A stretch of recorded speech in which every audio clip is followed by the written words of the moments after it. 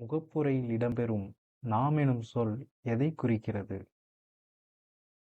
விடை: இந்திய மக்கள். இந்தியா ஒரு இறையாண்மை, சமதர்மம், மதச்சார்பின்மை, மக்களாட்சி, குடியரசு நாடு என்று கூறும் அரசியலமைப்பின் பாகம் எது? விடை: முகப்புரை. கீழ்காணும் சொற்கள் முகப்புரையில் எந்த வரிசையில் இடம்பெற்றுள்ளன? 1. மக்களாட்சி, 2. சமதர்மம், 3. இறையாண்மை, 4. குடியரசு. விடை: ஆப்ஷன் ஏ.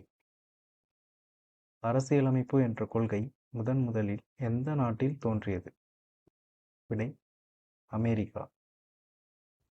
முகவுரையில் திருத்தம் மேற்கொள்ளப்பட்ட போது இந்தியாவின் பிரதமராக பதவி வகித்தவர் யார்? விடை: இந்திரா காந்தி. முகவுரை எந்த ஆண்டு திருத்தப்பட்டது? விடை: 1976. குறிக்கோள் தீர்மானத்தை கொண்டு வந்தவர் யார்? விடை: ஜவஹர்லால் நேரு. அரசியலமைப்பின் திறவுகோல் என்று அழைக்கப்படும் பகுதி எது? விடை: முகவுரை. இந்திய அரசியல் நிர்ணய சபையால் எப்பொழுது குறிக்கோள் தீர்மானம் ஏற்றுக்கொள்ளப்பட்டது? விடை: 1947 ஜனவரி 22.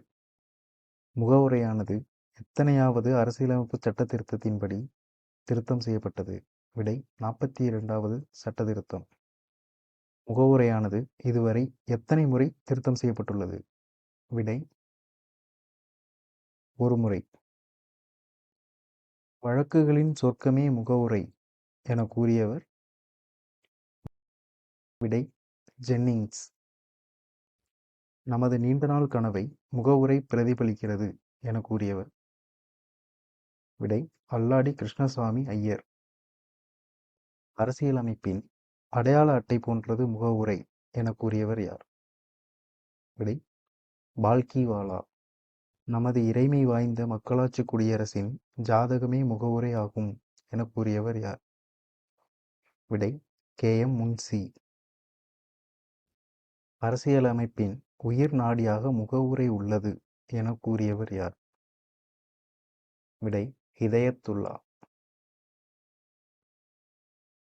இந்திய அரசியலமைப்பின் திறவுகோல் முகவுரை என கூறியவர் யார்?